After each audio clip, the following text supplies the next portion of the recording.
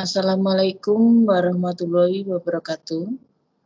Selamat pagi dan salam jumpa dengan Ibu Dewi Ernawati dalam mata pelajaran Bahasa Indonesia kelas 7. Bagaimana kabar kalian? Mudah-mudahan pada hari ini semua dalam keadaan sehat walafiat. Meskipun kalian sedang menjalankan ibadah puasa, tapi belajar tetap harus semangat ya, Nak. Nah, sekarang sebelum kita mulai pelajaran bahasa Indonesia, marilah kita berdoa menurut agama dan kepercayaan kita masing-masing. Berdoa dimulai.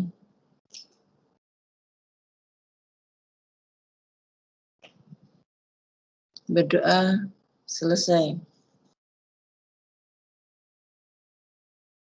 Nah, sekarang pada kesempatan hari ini, Ibu hanya mengulang materi-materi yang telah kalian peroleh pada minggu-minggu kemarin. Nah, pada pertemuan sebelumnya, kalian sudah mempelajari tentang menelaah struktur dan kebahasaan puisi rakyat, yaitu pantun, syair, dan bentuk puisi rakyat setempat yang dibaca dan didengar. Nah, sekarang struktur pada puisi rakyat, pantun, syair, gurindam adalah susunan kata atau kalimat yang sesuai dengan ciri masing-masing puisi rakyat, pantun, syair, dan gurindam. Kemudian, ciri tersebut diterapkan pada puisi rakyat yang kita baca sebagai dasar penulisan struktur puisi rakyat. Itu pada materi kemarin. Nah, sekarang struktur pada puisi rakyat. Contohnya dalam pantun. Air surut memungut bayam. Sayur diisi ke dalam kantong. Jangan diikuti tabiat ayam. Bertelur sebiji, riuh sekampung. Nah, itu contoh pantun. Nah, sekarang pantun yang Ibu bacakan tadi itu mempunyai ciri-ciri, yaitu setiap bait terdiri dari 4 baris atau larik. Jadi larik 1, 2, 3, dan 4. Kemudian yang kedua, tiap baris terdiri atas 8 sampai 12 suku kata. Nah, kalau air surut memungut bayam itu terdapat berapa suku kata? 1, 2, 3, 4, 5, 6, 7, 8, 9. Nah, yang baris pertama itu ada 9 suku kata. Yang baris kedua 1, 2, 3, 4, 5, 6, 7, 8, 9. Ada 9 suku kata. Terus baris ketiga, jangan itu 2, 3, 4, 5, 6, 7, 8, 9, 10. Nah, terus yang baris keempat, bertelur sebiji, riuh sekampung.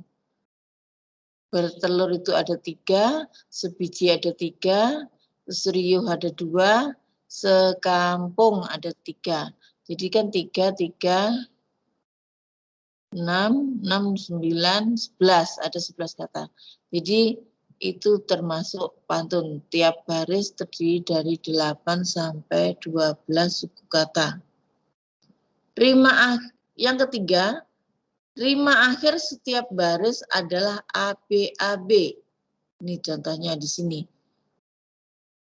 AM sama dengan baris pertama, rimanya sama dengan baris ketiga. AM. Baris kedua, rimanya sama dengan baris keempat, yaitu NG, NG. Jadi berima AB, AB. Kemudian baris pertama dan kedua merupakan sampiran. Yang ini, yang contoh kesampirannya. Air surut memungut bayam. Sayur diisi ke dalam kantong. Nah, terus baris yang ketiga dengan keempat itu merupakan isi. Jadi jangan diikuti tabiat ayam bertelur sebiji, riuh sekampung. Nah, itu sebuah contoh pantun. Nah, menelaah pantun strukturnya. Satu bait ada 4 baris. Mempunyai rima itu AB-AB itu maksudnya ya. AB-AB. Oh, itu yang huruf akhirnya itu, yang ini huruf akhirnya. MG, MG. Nah, baris 1 dan 2 adalah sampiran. Baris ketiga dan keempat adalah isi dari pantun tersebut. Nah, antara sampiran dan isi tidak saling menyambung atau tidak ada hubungannya. Ya. Kemudian selanjutnya kebahasaan pada puisi rakyat, yaitu pantun, syair, gurindam. Itu ada jenis, ditinjau dari jenis kalimatnya, ditinjau dari kata penghubung, ditinjau dari kalimat tunggal dan kalimat majemuk. Nah, sekarang kebahasaan berdasarkan jenis kalimat. Kalimat perintah. Berisi memberi perintah atau suruhan. Contohnya, buanglah sampah pada tempatnya. Itu kalimat perintah. Atau dengan kata buanglah atau tolong. Itu termasuk kalimat perintah. Nah, sekarang kalimat saran. Kalimat saran berisi saran yang baik kepada orang lain. Nah, itu biasanya menggunakan kata sebaiknya, seyogyanya. Contohnya, sebaiknya kau pikir dahulu. Itu kalimat saran. Jadi biasanya ditandai dengan kata sebaiknya, seyogyanya. Terus kalimat ajakan. Kalimat ajakan itu berisi ajakan orang lain melakukan suatu perbuatan. Biasanya ditandai dengan kata ayo, mari. Nah, contohnya, mari kita jaga kebersihan. Terus kalimat seru. Kalimat seru berisi ungkapan rasa hati, kagum, heran, senang, dan sedih. Biasanya ditandai dengan kata alangkah, betapa, bukan main. Nah itu kata seru ya, ingat ya, kata seru ditandai dengan kata-kata alangkah, betapa, bukan main. Contohnya, alangkah indahnya alam semesta. Itu kalimat seru. Ditandai dengan kata seru. Lah ini kurang ya. Ditandai dengan kalimat seru, ditandai dengan tanda seru. Terus kalimat larangan. Kalimat larangan berisi larangan pada orang lain melakukan kegiatan. Biasanya menggunakan kata-kata hindari, jangan. Contoh, janganlah berprasangka buruk pada sesama. Jangan membuang sampah sembarangan. Itu merupakan kalimat larangan. Nah, sekarang kita lanjutkan. Kebahasaan berdasarkan kata penghubung. Kata penghubung tujuan, yaitu menjelaskan maksud dan tujuan suatu tindakan yang ditandai dengan kata supaya, untuk, agar, guna. Nah itu kata penghubung tujuan. Itu diingat-ingat ya. Dengan menggunakan kata-kata supaya, untuk, agar, guna. Nah sekarang kata penghubung sebab, yaitu menjelaskan peristiwa terjadi atas sebab tertentu yang ditandai dengan kata sebab, sebab itu, karena, oleh karena. Tuh ditandai ya, kata penghubung sebab. Itu biasanya menggunakan kata-kata sebab, sebab itu, karena, oleh karena. Nah, sekarang kita lanjutkan. Kata penghubung akibat itu menggambarkan peristiwa atau tindakan terjadi atas sebab tertentu yang ditandai dengan kata-kata sehingga, sampai, akibat. Nah itu ya, kata penghubung akibat ditandai dengan kata-kata sehingga, sampai, akibatnya. Nah terus kata penghubung syarat itu menjelaskan suatu hal biasa terpenuhi apabila syarat yang ada terpenuhi, yang ditandai dengan kata jika, jikalau, apabila, asalkan, kalau, bila mana. Itu yang menggunakan kata penghubung syarat, yaitu menggunakan kata-kata jika. Misalkan ini contohnya, jika tidak hujan, saya akan ke sekolah. Contohnya lagi, saya mau ke rumahmu asalkan dijemput. Nah itu contohnya. Itu kata penghubung syarat. Kemudian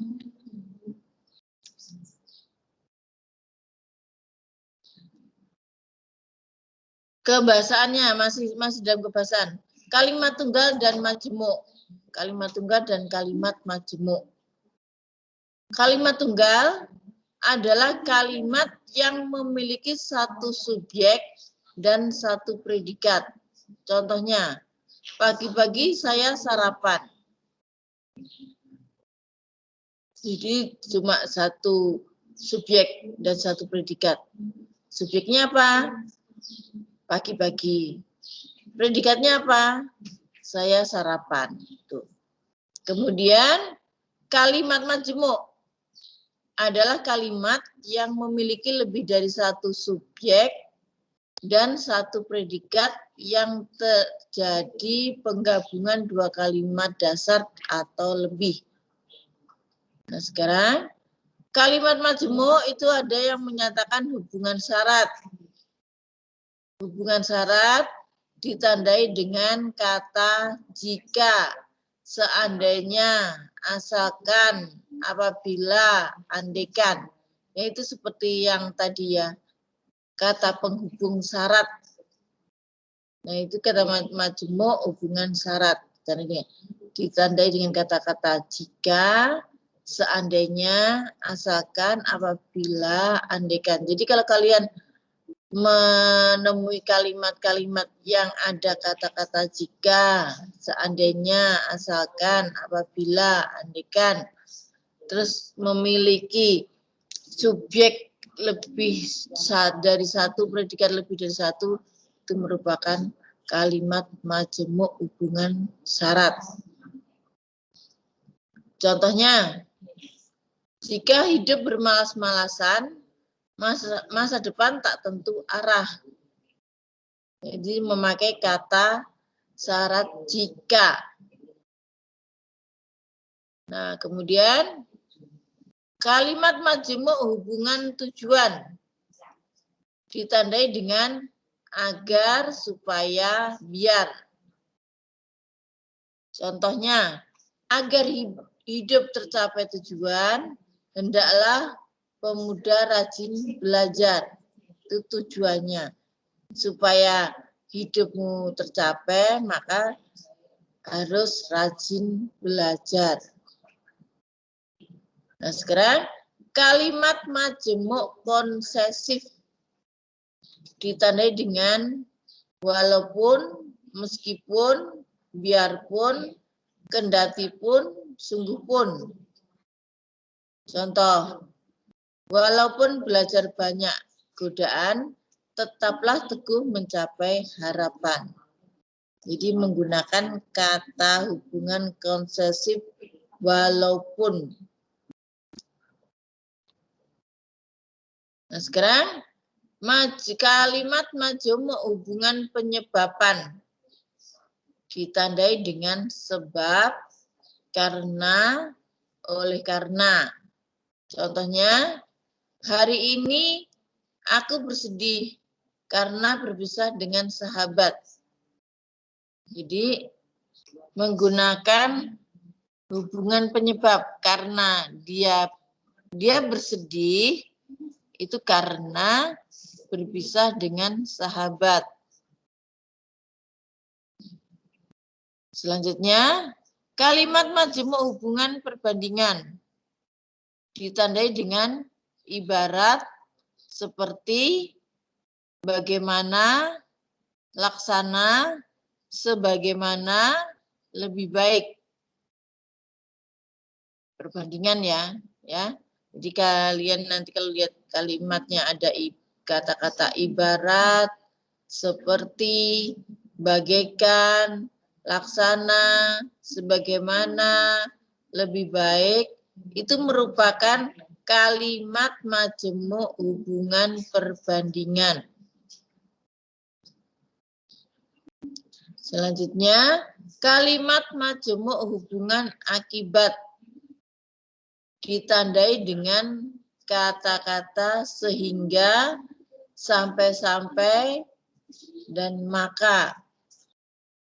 Contohnya, Dian belajar keras sehingga dapat memenangi olimpiade itu. Jadi akibatnya karena dia belajar keras, akibatnya dia memenangi lomba olimpiade itu. Nah, kemudian kalimat majemuk hubungan cara. Contohnya, dengan cara menjual koran, dia mendapatkan uang untuk hidup. Dengan berpikir cermat, generasi muda menggapai asa. Dengan cara. Kita lanjutkan. Nah, sekarang materi yang akan Ibu sampaikan pada hari ini. Ibu ini hanya mengulang materi-materi kemarin. Yang materi sekarang mengungkapkan gagasan, perasaan, pesan dalam bentuk puisi rakyat secara lisan dan tulis dengan memperhatikan struktur, rima, penggunaan bahasa. Kompetensi dasar 4.14. Mengungkapkan gagasan, perasaan, pesan dalam bentuk puisi rakyat secara lisan dan tulis dengan memperhatikan struktur, rima, dan penggunaan bahasa. Itu yang kita pelajari itu adalah KD 4.14. Indikatornya menulis pantun dengan berbagai konteks. Terus musikalisasi syair dan gurindam. Dan yang terakhir berbalas pantun. Nah, tujuan pembelajaran ini, setelah menyimak materi ini, siswa dapat Yang pertama, menulis pantun dengan berbagai konteks. Musikalisasi syair dan gurindam. Dan yang ketiga, berbalas pantun. Materi pokoknya, cara menulis pantun dengan berbagai konteks. Yang kedua, cara memusikalisasi syair dan gurindam. Yang ketiga, cara berbalas pantun. Nah, sekarang yang pertama, menulis pantun dengan berbagai konteks. Nah, sebelum menulis puisi rakyat, perhatikan langkah pantun berikut, langkah-langkah membuat pantun berikut. Nah, sekarang langkah-langkah membuat pantun. Yang pertama, tentukan ide yang akan disampaikan. Contohnya, kalau hidup bekerja keras, kelak kehidupan menjadi sukses. Nah, itu. Yang kedua, menata ide menjadi dua larik dengan bunyi akhir yang berbeda. Karena pantun kan bunyi akhirnya berbeda, rimanya berbeda. Terus yang ketiga, memiliki kosakata yang diakhiri dengan bunyi seperti dua larik. Yang keempat, membuat larik sampiran dari benda atau kondisi yang tidak berkaitan langsung dengan isi. Kalau lampiran itu tadi kan disebutkan tidak ada hubungannya dengan isi pantun yang lampiran. Yang kelima, menata kembali kalimat atau larik dengan rima dari kosakata yang beririma sama. Ya, jadi menata kembali. Terus yang keenam, menata pantun secara logis, secara wajar. Nah, itu tadi langkah-langkah membuat pantun ada 6. Nah, begitu juga langkah-langkah membuat syair atau gurindam itu sama seperti langkah-langkah membuat pantun. Cuma yang membedakan kan rimanya beda, jumlah barisnya beda. Kan kalian lihati ciri-ciri pantun, gurindam dan syair pada materi yang sebelumnya. Itu sudah pernah disampaikan. Contohnya, sekarang 1, ide. Contoh idenya, menyemangati teman yang sedang mengalami penurunan mengerjakan tugas. Nah, ini kalian itu sedang mengalami penurunan mengerjakan tugas. Karena apa? Karena tugas-tugas kalian itu masih banyak yang belum mengirim. Bahkan masih ada mulai semester genap itu nilainya belum ada sama sekali. Nah, yang kedua, menata ide jadi dua larik. Yang pertama, menyemangati teman. Kedua, penurunan dalam mengerjakan tugas. Nah, itu. Jadi dijadikan dua larik. Kemudian, yang ketiga, memilih kosakata. Contohnya, berkorban tak hanya karena suka, tapi juga untuk cita-cita. Nah, membuat sampiran, tadi kan Ibu bilang, sampiran tidak ada hubungannya dengan isi pantun. Nah, sekarang membuat sampiran. Contohnya, semerbak harum bunga cempaka, tumbuh ditanam nona jelita. Nah, ini contoh dari contoh ini menyemangati teman yang sedang mengalami penurunan mengerjakan tugas. Ini bisa dibuat pantun. Jadi Pantunnya menjadi semerbak harum bunga cempaka, tumbuh ditanam nona jelita. Berkorban tak hanya karena suka, tapi juga untuk cita-cita. Jadi menata rima, cempaka, jelita, suka, cita. Nah, itu. Nah, sekarang menata dengan logis yang dimaksud tadi. 1. Semerbak harum bunga cempaka. Rimanya A.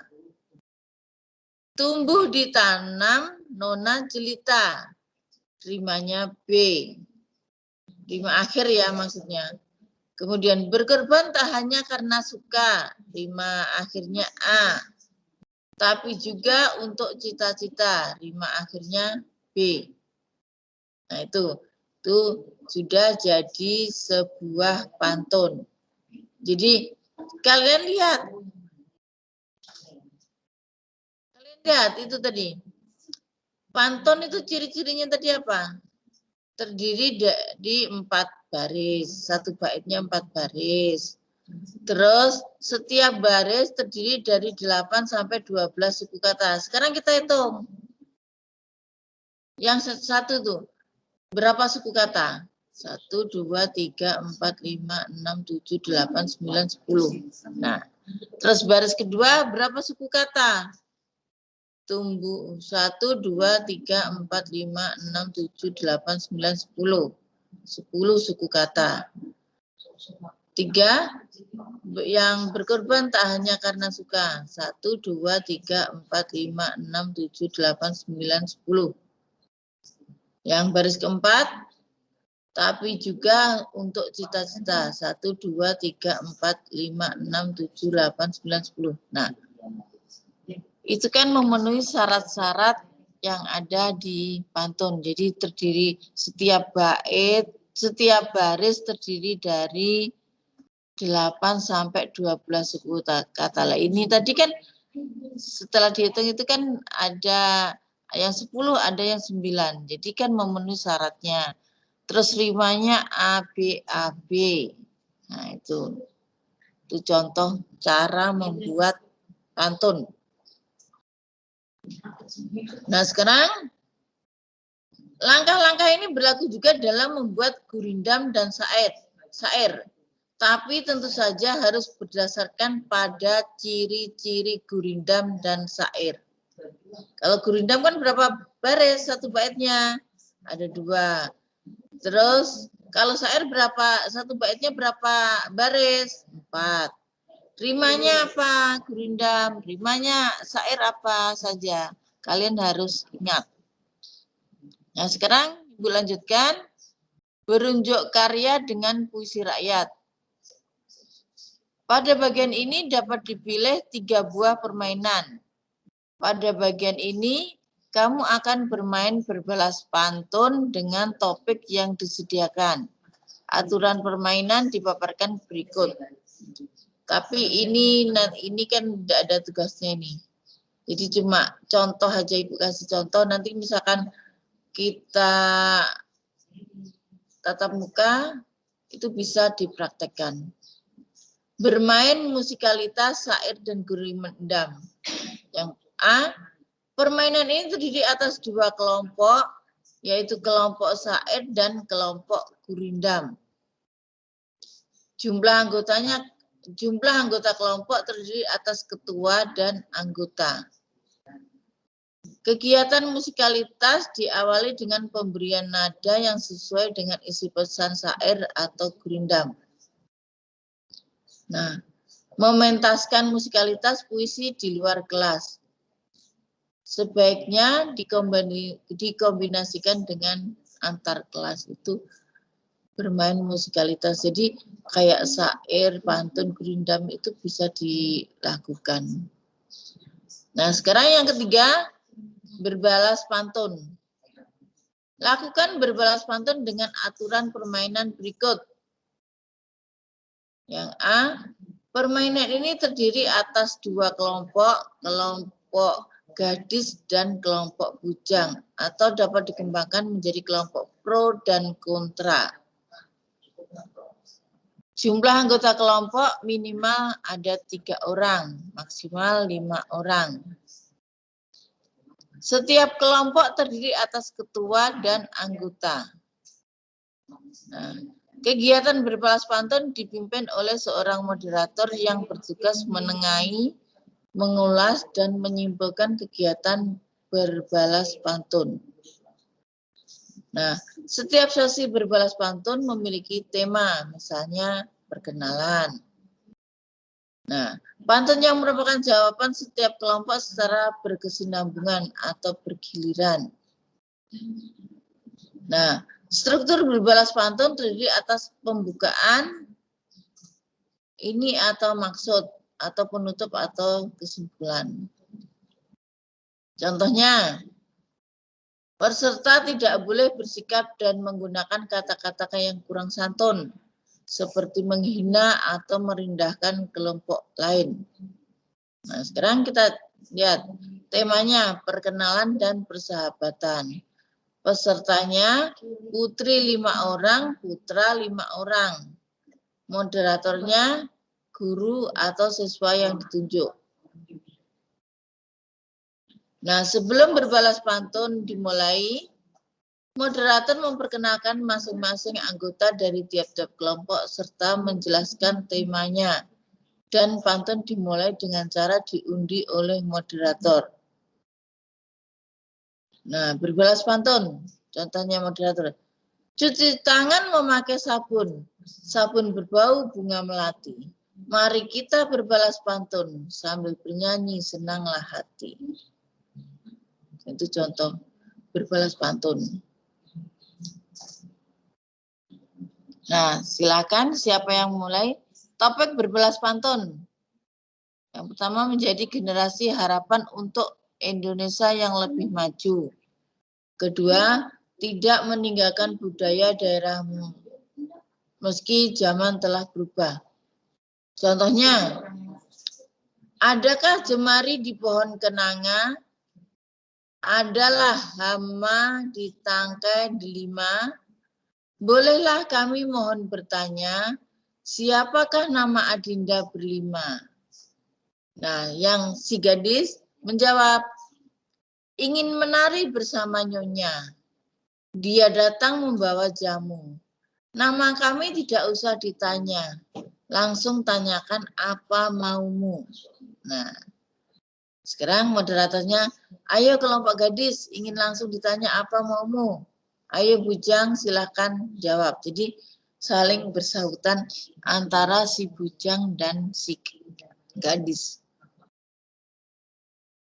Nah, sekarang dari pemaparan tersebut dapat kita simpulkan sebagai berikut. Pertama, kita bisa membuat puisi rakyat dengan langkah-langkah atau cara tertentu dan tentu saja harus mematuhi syarat atau ciri-ciri puisi rakyat. Jadi harus sesuai dengan ciri-cirinya. Masing-masing puisi kan beda. Kedua, kita bisa menyajikan puisi rakyat dengan diiringi alunan musik yang biasa disebut musikalitas puisi. Ketiga, kita juga bisa menyanyikan puisi rakyat terutama pantun dengan cara berbalas pantun. Nah, nanti sebelum Ibu akhiri, untuk pertemuan selanjutnya yaitu menelaah struktur dan kebahasaan fabel atau legenda daerah setempat yang dibaca dan didengar. Sebelum Ibu akhiri ini, Ibu ingin mengingatkan untuk tugas-tugas kalian dari kelas 7A sampai 7K itu masih banyak yang belum kirim tugas. Yang merasa belum mengirim tugas, silahkan hubungi gurunya, Bapak Ibu gurunya yang mengajar. Jadi dari kelas 7A dan sampai kelas 7K. Ya, Ibu ingatkan sekali lagi, jangan lupa kirim tugas yang belum mengumpulkan. Nah, Demikianlah materi yang Ibu sampaikan. Ibu akhiri. Sekian, terima kasih. Wassalamualaikum warahmatullahi wabarakatuh.